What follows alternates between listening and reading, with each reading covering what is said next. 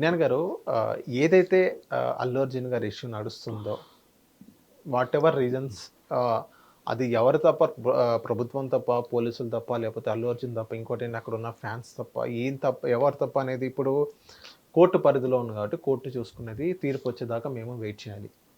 Next ఇక్కడ రాజకీయం జరిగింది. ఇక్కడ రాజకీయం జరిగిన తర్వాత ఆంధ్ర తెలంగాణ ఏదైతే ఈ రెండు స్టేట్స్ మధ్య మళ్ళీ గొడవలు సృష్టించే గొడవలు వచ్చే అవకాశాలు ఉన్నాయా?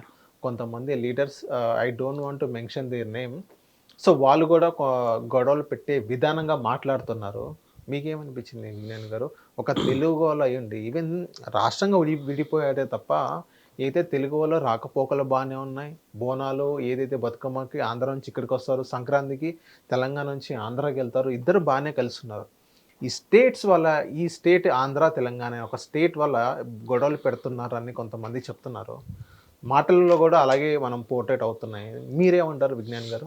ఈ గొడవలు ఎక్కడ స్టార్ట్ అయ్యాయి అంటే దాన్ని మూలం వెతికితే నిన్న ఆ ఏసీపీ గారు ఎవరైతే ఉన్నారో ఆయన నీ ఆధార్ కార్డ్ ఎక్కడుంది, నీ అడ్రస్ ఏంటి అన్నట్లుగా మాట్లాడాడు.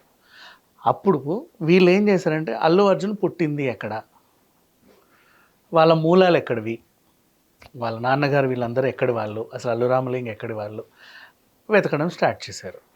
ఓహో వీళ్ళంతా పలానా వాళ్ళ అక్కడోళ్ళ అని చెప్పంగానే ఆంధ్ర వాళ్ళు ఏం చేశారంటే మా ఆంధ్ర ఆయనకి తెలంగాణలో అవమానం జరిగింది అన్నట్లుగా వీళ్ళు పోస్టులు పెడుతున్నారు.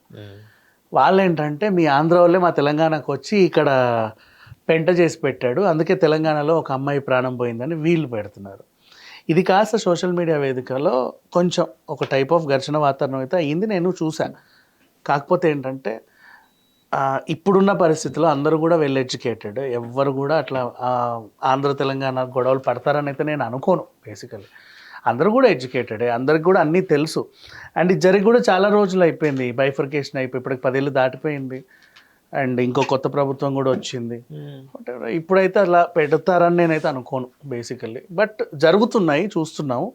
ఎవరో కొంతమంది ఉంటారు అలా, దానివల్ల ఇంత పెద్ద ఇదైతే అవ్వదు. ఎందుకంటే అక్కడ ఉంది చంద్రబాబు నాయుడు గారు, ఆయన ఉమ్మడి ఆంధ్రప్రదేశ్కి ముఖ్యమంత్రిగా ఉన్నారు, 10 years వరకు ఇప్పుడు బైఫర్కేషన్ తర్వాత కూడా ముఖ్యమంత్రిగా ఉన్నారు.